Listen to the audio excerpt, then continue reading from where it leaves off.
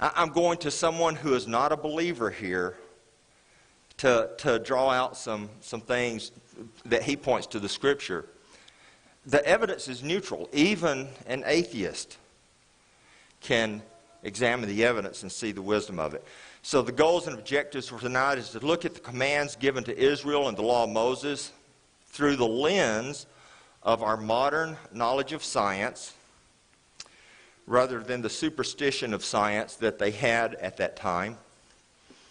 To show that the Old Testament must have been inspired because the law is given to protect the Israelites from diseases caused by microorganisms that they had no idea existed. I'll give you some time frames on that in a little bit. To show that these laws, which came from God, given more than 2,000 years before any human could possibly have known that life smaller than what we can see with the naked eye exists and can disfigure and kill humans. To show that the Old Testament must have been inspired because God's laws protected the Jewish people from infectious diseases which can be transmitted by air, by touch, by water, by pathogens carried by insects, and many other things. Facts that were not accepted or acted upon until years after the American Civil War. But Moses acted upon them. The Bible's unique in its application, and particularly concerning the science of microbiology. Almost all disease that we know of today, and there may be some that's not this, but disease, not injuries and not things like that, but the diseases that we know occur at the microscopic level, at the cellular level, maybe sometimes even at levels smaller than that, the DNA level, but for this we're going to be talking about the cellular level. Up until about 1800, people approached disease from the concept of gross anatomy. In other words, the heart itself, not the microscopic tissue of the heart, or the muscle itself, or the lung itself, not the microscopic tissue, and the chemical exchanges that take place within the body and at the cellular level, the mitochondria and all of that. The law of Moses, Genesis, Exodus, Leviticus, Numbers, Deuteronomy, contained the law of Moses. Really beginning at Leviticus.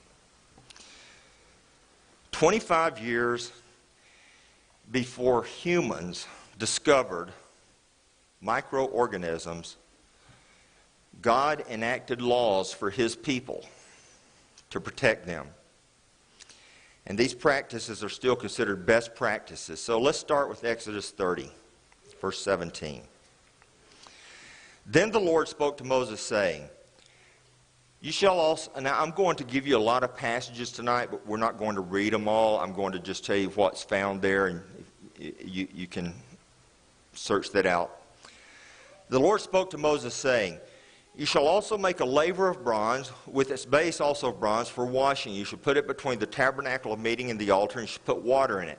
For Aaron and his sons shall wash their hands and their feet in the water when they go into the tabernacle of meeting, when they come near the altar to minister, so on and so forth. So just breaking this passage down, key words. You shall make a laver of bronze for washing with water, wash their hands and their feet in water. They'll wash with water, and they'll wash their hands and their feet lest they die. CDC, our Center for Disease Control. This is a text taken directly from their website. Hand washing is one of the most effective ways to prevent the spread of many types of infection and illness in all settings. Clean hands can stop germs from spreading from one person to another and throughout an entire community. Cultures were not washing hands for health purposes prior to the Israelites. Anthropologists, which study the history of the culture of man, say that over half of the world follows an Abrahamic religion. Some form of religion of the descendants of Abraham.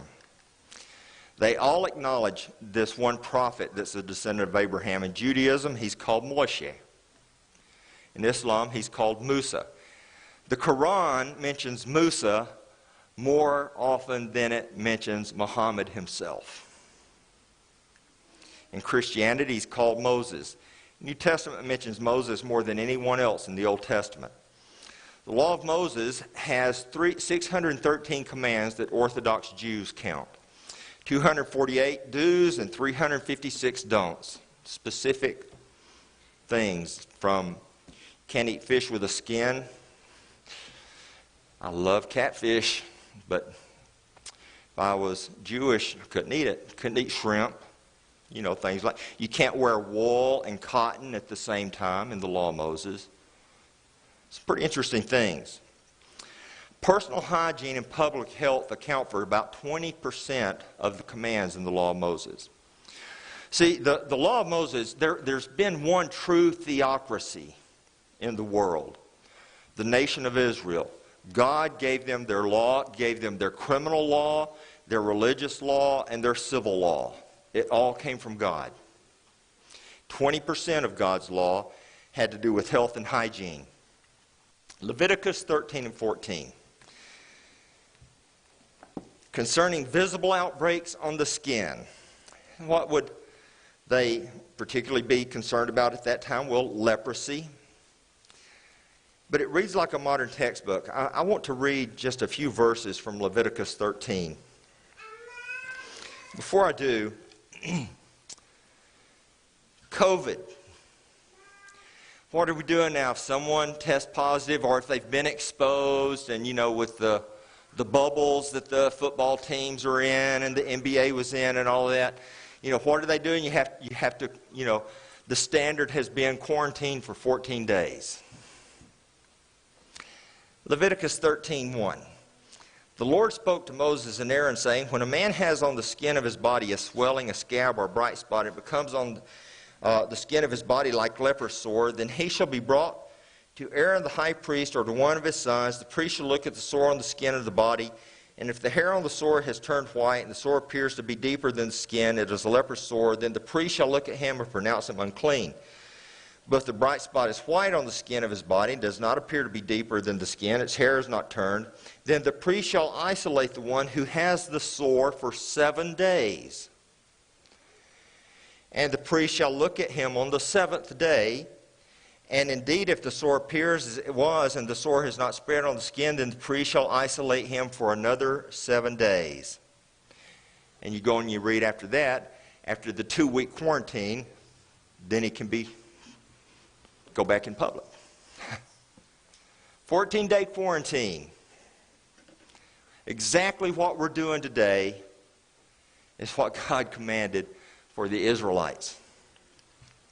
Prescribed treatments that we see in Leviticus 13 and 14. People had to quarantine, they had to wash, and for these particular things, they had to remove their hair so the priest could see. Their garments had to be quarantined or washed or sometimes burned. Their houses had to be sometimes evacuated. Stones had to be replaced. The walls had to be scraped down and replastered. Sometimes they had to be destroyed. Now, you may find some other cultures that would destroy the house, but it's because they think an evil spirit's there making everybody sick. God knew what was making people sick. These are all preventions and treatments that we use today, of course, as we just talked about. But not just with COVID. We also use it from something as simple as head lice and scabies to dysentery and hemorrhagic fever. 1,200 years after Moses wrote the law and gave it to the Israelites, in the 1st century A.D., the leading scientists believe that disease was caused by bad air. And that's where the term malaria comes from, the Greek mal and air, aria. We have a record from a Roman architect who was talking about building a palace for someone. And he was talking about the direction to face the home, and this sort of thing. For when the morning breezes blow toward the town at sunrise, if they bring with them from the marshes and mingled with the mist the poisonous breath of creatures of the marshes, to be wafted into the bodies of the inhabitants, they will make the sight unhealthy. Even in the 1850s, Florence Nightingale, the mother of modern nursing, believed that bad air was the cause of many diseases. A little history of germs here. 1250 BC, that's about 3,200 years ago. Moses had laws to prevent the spread of germs. 3,200 years ago. About 2,500 years later, about 400 years ago, the microscope began to be perfected. They got to where they could start making glass in a consistent way and polish it in a proper way and shape it, and began to develop microscopes. 1676, Anton von Leeuwenhoek discovered single-cell organisms. I think the first one, if I'm not mistaken, they discovered was protozoa from some pond scum water, and then he found blood cells. He didn't get a good reception at first, but then others began to use microscopes and see the same thing. In 1850, Dr. Ignaz Semmelweis discovered the value of a physician's washing their hands to prevent infections. That's not that long ago, is it? A couple hundred years ago. I mean, in the scheme of over 3,000 years, that's not that long ago. It's fairly recent that science said it's good for a doctor to wash his hands before he cuts somebody open. 1862, Louis Pasteur proved that germs cause disease and developed vaccines for rabies and anthrax. 1865, Joseph Lister developed procedures for disinfecting surgeons' hands and the instruments, and we even use part of his invention today. It's called Listerine. It's so well known that germs can infect you that some knucklehead born in the hills of Alabama knows that you need to sterilize your blister and your needle before you pop it. It's that well known now. Wasn't that well known when my granddaddy was a young man. We know that body fluids can transmit disease, microscopic organism diseases. The law of Moses dealt with virtually all body fluids. I don't think it directly dealt with perspiration, but I think everything else was dealt with. We're not going to read these. I'm just going to give you the passages. Leviticus 15 deals with a person that's sick and anyone that comes to see them. It deals with all of their clothing, deals with their bedding, and the vessels that they ate and drank out of, the vessels of the house. Leviticus 7 says that we can't eat blood.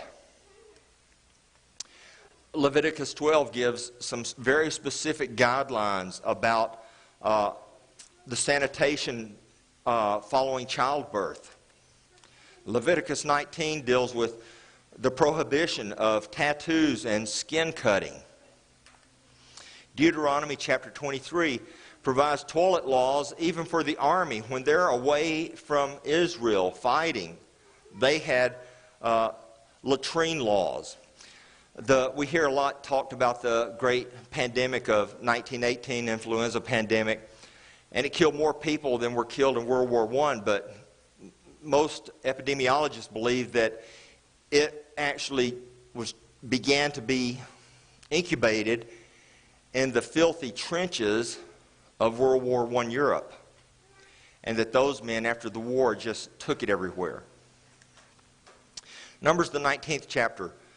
Places with body fluid were banned. In Numbers 19:16, whoever in the open field touches one who is slain by a sword or who has died, or the bone of a man, or a grave, shall be unclean for 7 days.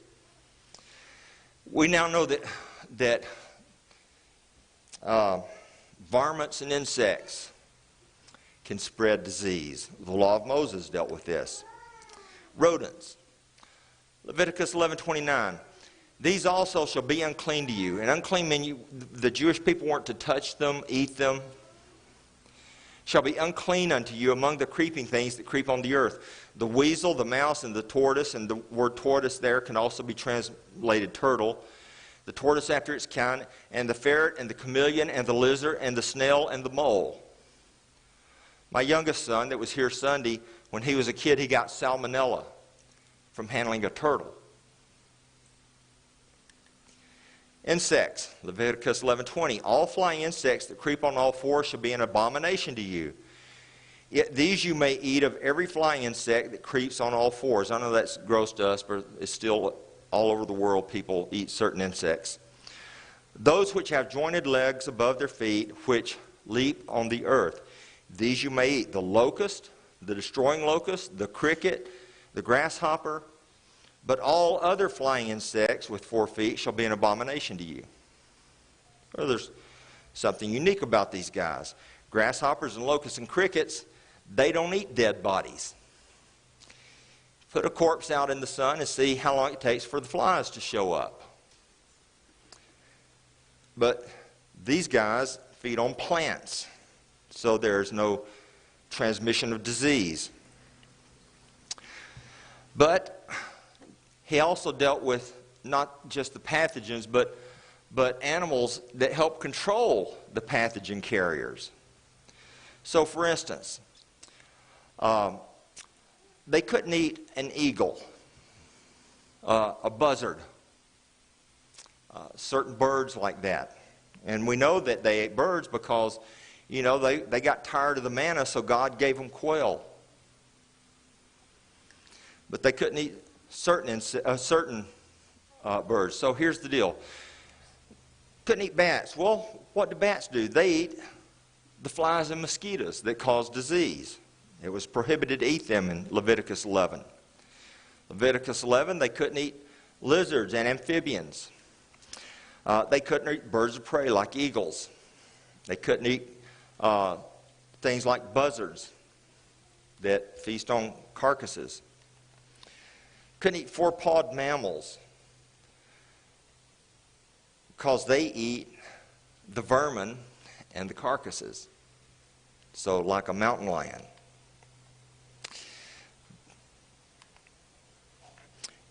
Just cooking everything would have made it clean. In the New Testament, God allows everything, right? Peter, the 10th chapter, receives the vision about Cornelius and says, rise and eat, all things are clean. So everything could have been made clean, but as far as the spread of disease, allowing these creatures to thrive and not allowing them to be hunted and killed for food allowed them to kill off the vermin and the insects that carried disease. They were natural pesticides.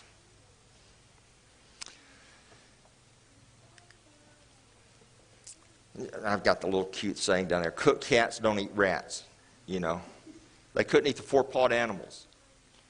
Well, those 4-pawed animals were killing the rats and other animals that carry bubonic plague and that sort of thing. Pigs, they not only eat the vermin and the snakes and the refuse, but they also compete with humans for food with gardens and tubers, the wild roots and the grains, etc. But they help clean up some of the vermin. The law made no plants unclean. Even though there are plants that will kill you, God did not make any plant unclean.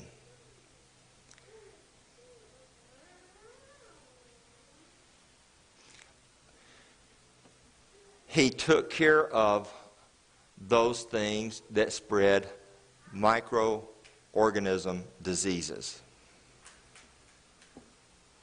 Because once that starts, if I eat a plant and it kills me, everybody's going around me, he's going to say, don't eat that.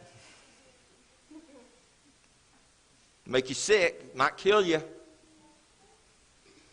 But if I get a disease that's from a microorganism and nobody can see that microorganism, they don't know why I'm sick, and it spreads from me to you, and then the geometric progression begins, and you've got a pandemic that can wipe out a nation.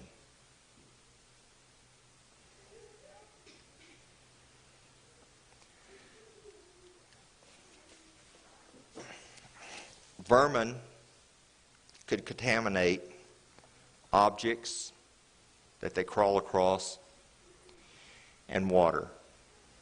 Don't you hate it? I mean, y'all don't do it up here, but have it up here. But down in Florida, there's these things called palmetto bugs. They're like roaches on steroids, 3 inches long. Mike, am I lying? Right? And sometimes, no matter how much you spray the house or whatever, you'll open up the cabinet and scurrying across your plates or your silverware goes a stinking palmetto bug. And, you know, you just want to take everything out of the cabinet and wash all the dishes because you don't know what that palmetto bug has stomped on. Because we know that vermin and insects can contaminate just by touching, right? Washing hands was prolific in Israel. We see several passages here that depict that. But throughout Europe, bathing was actually discouraged for long stretches of time. I'm talking decades and centuries. Bathing was discouraged among Gentiles. We know that heat will sterilize, but we're not the only ones that knew it. God knew it too. Heating the spoils of battle in Numbers 31:22. Only the gold, the silver, the bronze, the iron, the tin, and the lead. Metal. Everything that can endure fire, you should put through the fire, and it should be clean. And it should be purified with water or purification. But all that cannot endure fire, you shall put through water. Super sterilize one, wash the other, like clay pots. I didn't hear you. I didn't hear you.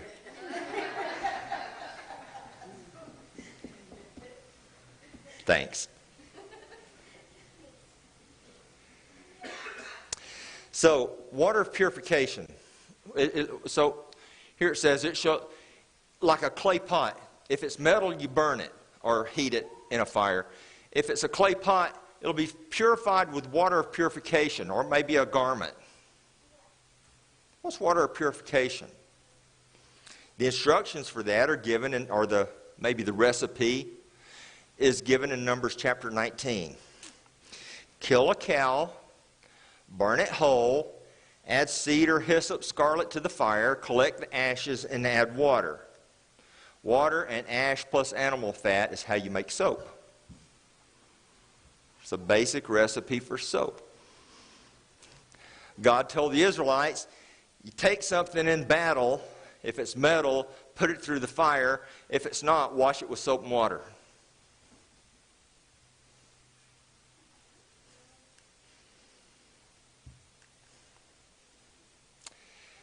Different materials needed different things. Porous earthenware, break and never use it. If it was contaminated in say a leper's house. Non-porous, like bronze, scour it and wash it, Leviticus 6. Porous things like wool, linen, leather. Sometimes you could wash it, but sometimes it had to be burnt. There's different situations. We know people can transmit disease. Dealing with captured cities. In Conquest, Numbers 31, they had to quarantine people. There's washing of garments and leather and wood talked about. Virgin captives. Males, if they went into a place when they were taking the land, males and non-virgins were to be killed.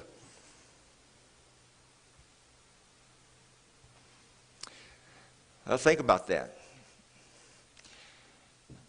If they only captured the virgins, and they had to be purified according to Deuteronomy and Numbers, if they only allowed the men to marry the virgins and they killed everyone that was not a virgin, and all the men, there's no STD transmission.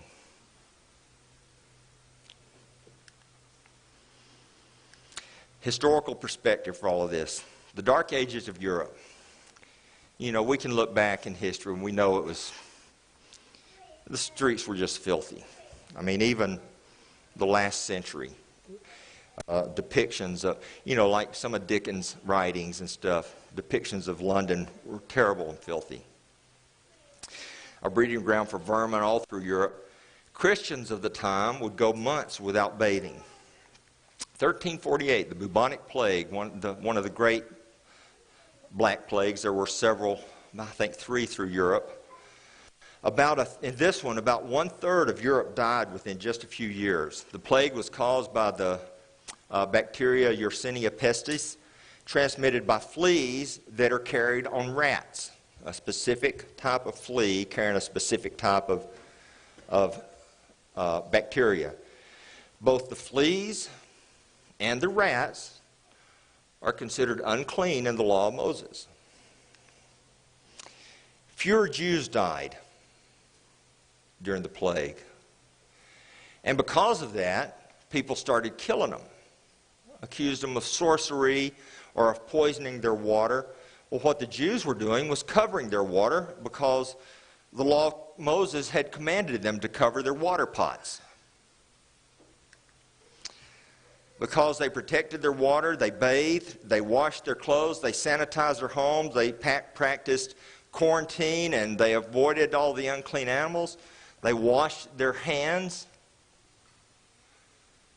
They died at a much lower rate during the plague. Some research followed up with that. Late 1800s, Dr. Maurice Fishberg compared the Jewish and the Gentile mortality rates in the European plagues from the Black Death, and the Jewish population survived the plagues by more than 10 years. So average Gentile maybe would live to age 33, the average Jew would live to 43, and he has the ages, I forget what it was, but outlived the Gentiles by 10 years. He discovered that in the USA, a 5-year-old Jew would live to, this is back in the 1800s, a 5-year-old Jewish boy would live to the age of 67 on average, while a 5-year-old Gentile boy would live to the average age of 58. Is it just genetics? In 2012, a study was done in Gibraltar. Gibraltar is at the tip of Spain. I think Britain actually owns it, but it's at the tip of Spain. And it's inhabited by, over history, by mostly Spaniards, and there's a Jewish community there. Well, Spain has been predominantly Roman Catholic for, ever. So he did a comparison of the census of 1878, comparing the lifespan of the Jews in Gibraltar and the Catholics in Gibraltar. The Jews lived an average of 8 years longer. So, is it just genetics? The Catholics who lived in Jewish communities lived longer than other Catholics. Drinking water that had been covered, washing their hands, being around people who washed their hands and covered their water, etc., etc., etc. So, wrapping up. Today, we know that most disease comes from some sort of teeny tiny creature that we can't see without a microscope. We call them microorganisms. Maybe a virus, maybe a bacteria, something else. 2,500 years before von Leeuwenhoek discovered microscopic organisms, God told Moses, you have your people live their lives this way. 20% of the law I'm going to give you, 1/5 of the law I'm going to give you is going to do with health and hygiene.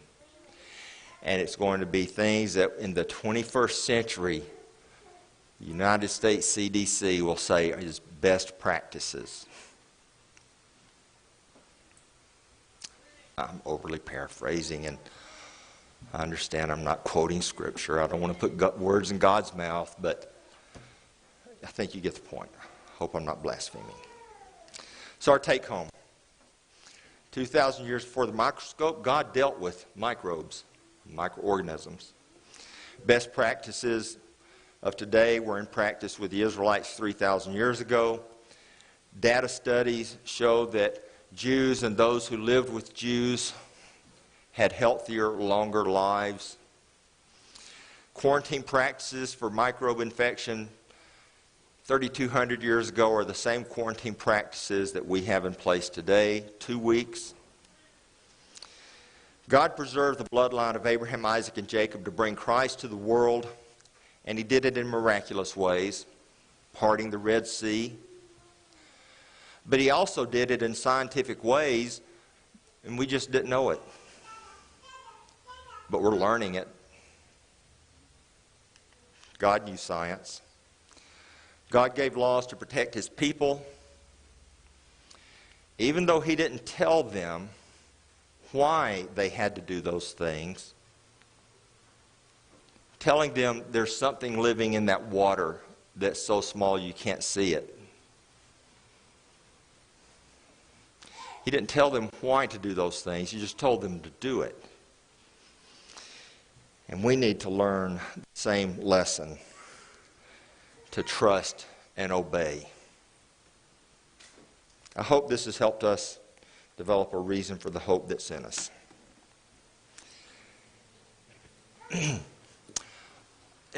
As I said, when I look at science, that we find something now, we can look back over the span of 3,000 years, 3,500 years, sometimes longer than that, and see God knew all along, and we didn't. It just drives my faith deeper. I hope it's done the same for you. If you're subject to the invitation tonight, I hope that you will take this opportunity to not delay, but to act and do those things necessary for your salvation. If we can assist you, we bid you come as we stand and as we sing.